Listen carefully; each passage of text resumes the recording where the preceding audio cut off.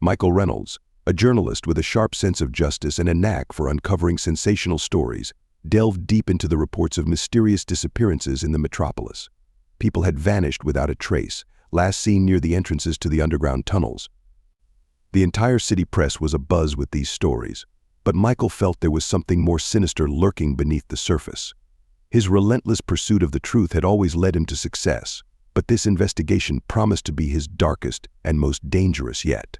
Friends and colleagues tried to dissuade him, warning that this time he was going too far. They mentioned the terrifying rumors circulating among the residents, of shadowy creatures lurking in the darkness, of strange sounds heard near the tunnel entrances. But Michael couldn't stop himself. Something within him urged him toward these dark passages, as if someone or something was calling him. That evening, he set out to one of the tunnel entrances reputed to be the most active site of the disappearances. Surrounded by darkness and the damp air, he descended, feeling the tension gradually seize his mind. The darkness around him felt alive, menacing, but Michael pressed on, driven by his thirst to uncover the truth. He brought only a flashlight and a voice recorder to document his observations. The tunnel was quiet. Too quiet. The sounds of the city slowly faded, leaving him alone with the oppressive silence. Michael took his first step into the unknown, unaware of what awaited him in this grim underground world. The tunnels, which once seemed like mere abandoned passages, now transformed into something sinister and dangerous. A faint rustle ahead made him freeze. It seemed that something was lurking around every corner, hiding in the shadows. He moved slowly through the tunnel, listening intently to every sound. His footsteps echoed dully in the narrow corridors, amplifying his sense of unease. The tunnel walls were covered in strange markings that Michael had never seen before.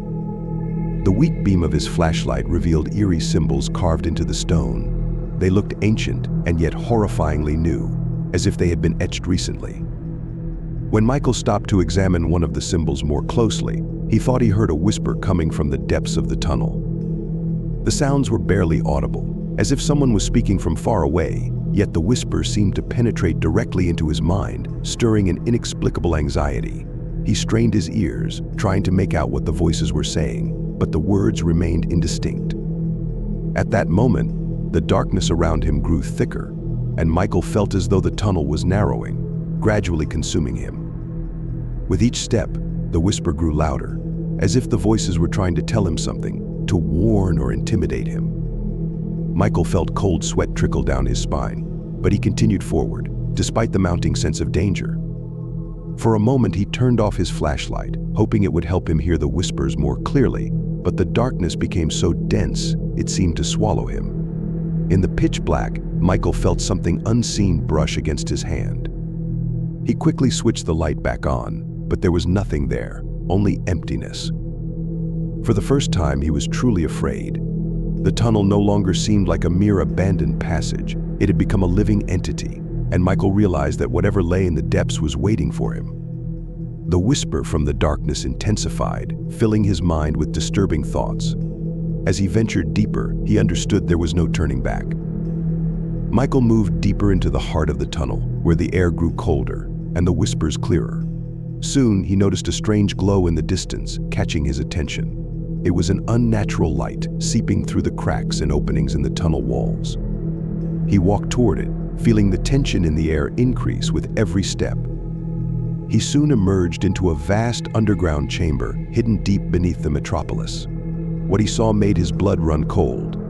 In the center of the room was a circle laid out with symbols, similar to those he had seen on the tunnel walls. Inside the circle stood people dressed in tattered robes, their faces hidden by hoods. They chanted monotonous mantras, the words echoing in his mind. In the middle of the circle lay a bound man, his body shrouded in smoke rising from small fires around him. Michael instantly realized he was witnessing more than just a gathering. This was a blood ritual. One of the cultists raised a knife, its blade reflecting the hellish light of the fires, and said something that made Michael shudder. The ritual had begun. The cultist cruelly plunged the knife into the sacrifice's chest. Blood sprayed into the air, streaming across the stone and seeping into the symbols on the floor. The man's body convulsed, his screams echoing off the walls.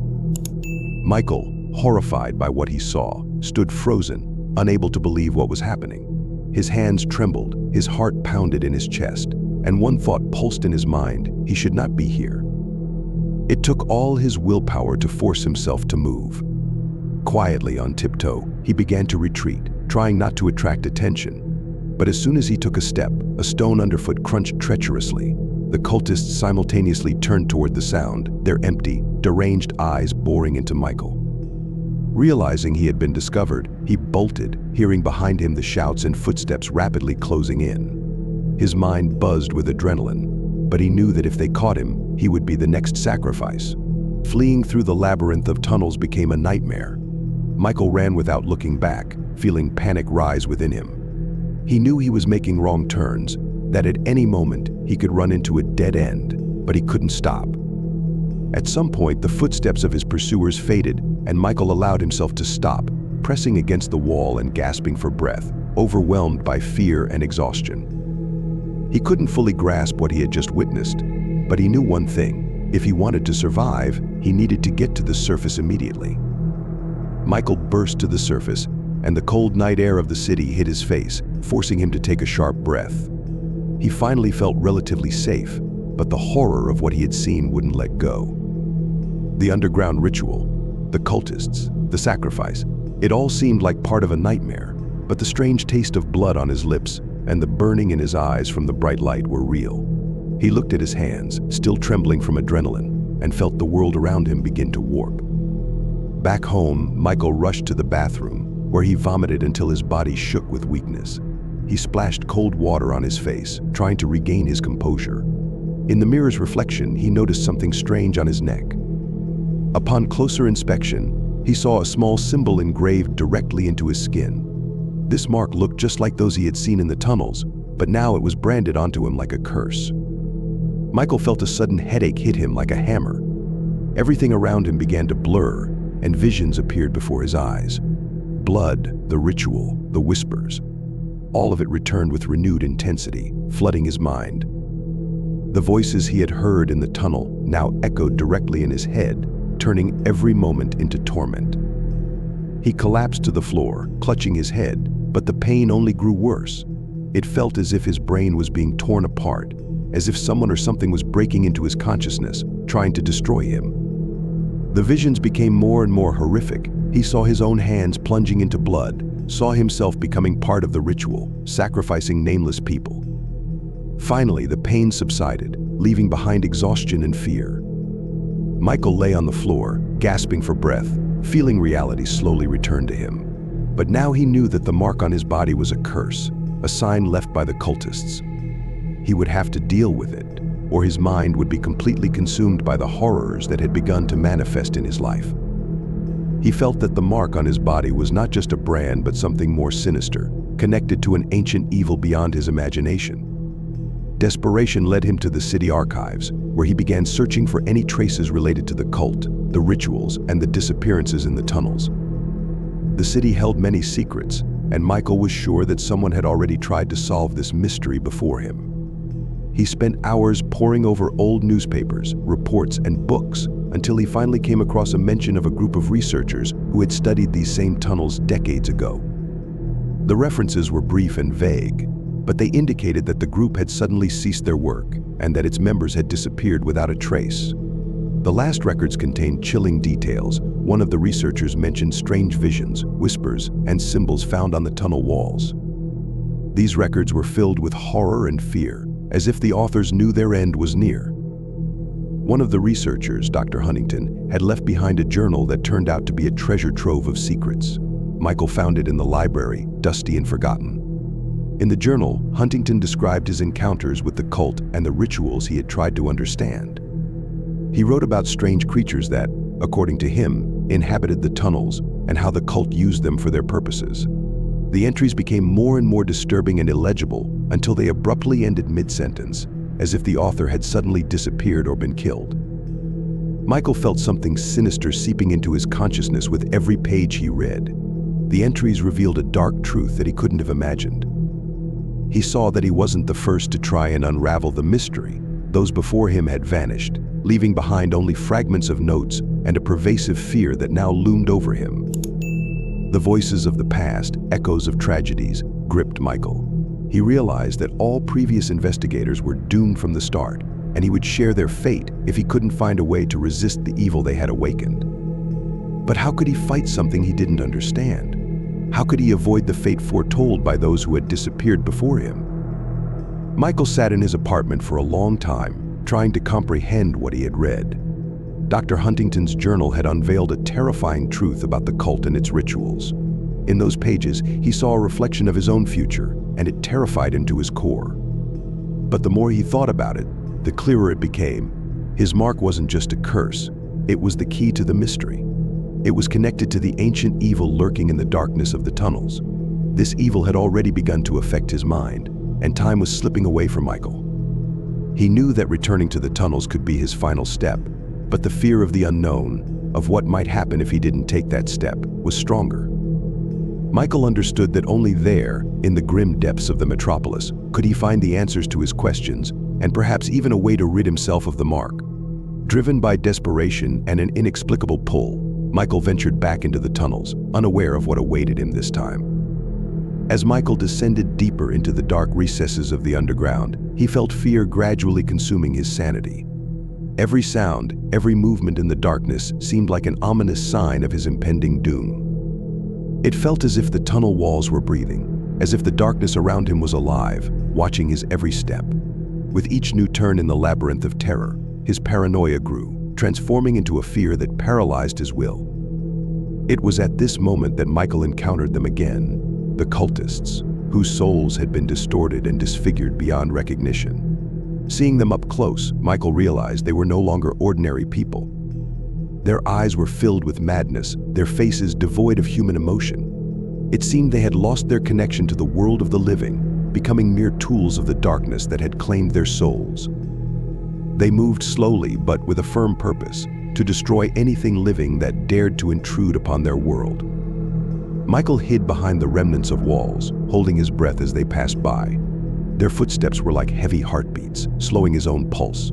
He knew these creatures had once been human, but now nothing remained of their humanity. Only empty shells filled with evil and hatred, controlled by some unknown force. But one of them stopped. Its twisted face turned towards Michael, and for a moment their eyes met. In that instant, Michael felt a foreign, dark energy invade his mind, filling it with horrific visions. He saw himself in these tunnels, but dead, with a face just as twisted as the cultists. Fear gripped him, but Michael held his breath, waiting until the cultists suddenly screamed, and they all rushed in his direction. Michael realized he had been discovered and immediately began to run. He fled, pushing through the darkness that seemed to grow thicker and heavier. Each step was a struggle, each breath seared his lungs. He felt that this place would not let him go easily, that he had gone too far, delved too deeply into secrets he was never meant to know. During his chaotic escape, he stumbled upon an old stone chamber hidden behind one of the collapsed passages. Darting inside, he managed to evade the pursuers, who in the darkness missed the entrance and ran past. The walls of the chamber were carved with strange symbols, and in the center lay an old manuscript, covered in dust. The manuscript described ancient rituals and ways to control demonic forces used by the cult. Michael understood that this book was the key to understanding what was happening in these tunnels, and possibly his only chance at salvation. But he also realized that using this manuscript could drive him to madness, for it was filled with evil that could consume his mind. With every word he read, Michael felt his consciousness distorting, reality becoming more spectral and terrifying.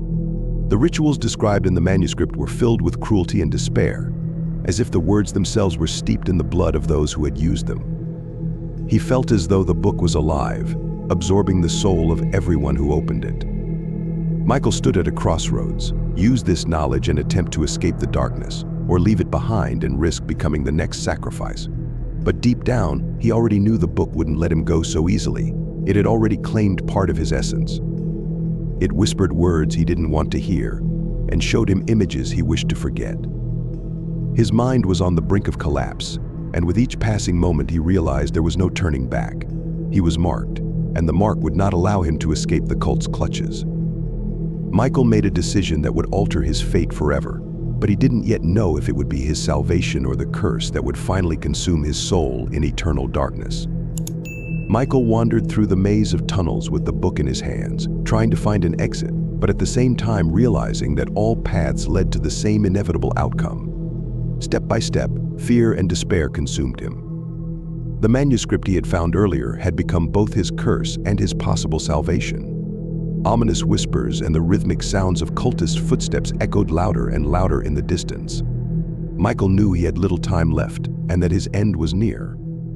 He realized that they had chosen him for a reason, that his fate had been sealed from the moment he began his investigation. Every word from the manuscript, every symbol inscribed on its pages, carried a power Michael could barely comprehend.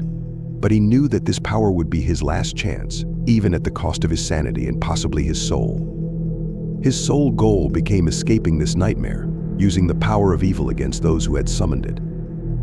Michael stopped when the tunnel ahead branched into two paths, but he knew that either one would lead him to the cultists, who were waiting for him as a sacrifice for their ritual. In his hands was the book, and in his heart, a terror that gripped him but did not stop him. He turned right, instinctively feeling it was the correct path. And soon the tunnel led him to a large cavern, where he saw them, the cultists, gathered around an altar with a place prepared for him. They stared at him, chanting some mantra in an unknown language. Their disfigured faces were hidden under the shadows of hoods, but in their eyes burned a fanatical fire. Michael knew he had only one chance. He opened the book and began to recite the words that he believed could save him. But with every word spoken, his mind cracked like glass under the blow of a hammer. The power within the book overwhelmed him, and Michael felt it seeping into his being, transforming him into something else. The cultists froze, but their prayers continued. They sensed that Michael was doing something they hadn't anticipated. He had become the center of the ritual, but not in the role they had intended for him. The power from the book flooded him, and Michael, feeling himself teetering on the brink of madness, directed it at those who stood before him. The altar ignited, the cultists began to scream, their bodies contorting in horrific spasms. Michael knew this was his last chance for salvation, and he used everything he had to destroy their ritual. The screams grew louder, and the world around him began to crumble. Michael understood that his plan had worked, but the price was too high. He had become a sacrifice, but not for their demon, for the power he had summoned himself.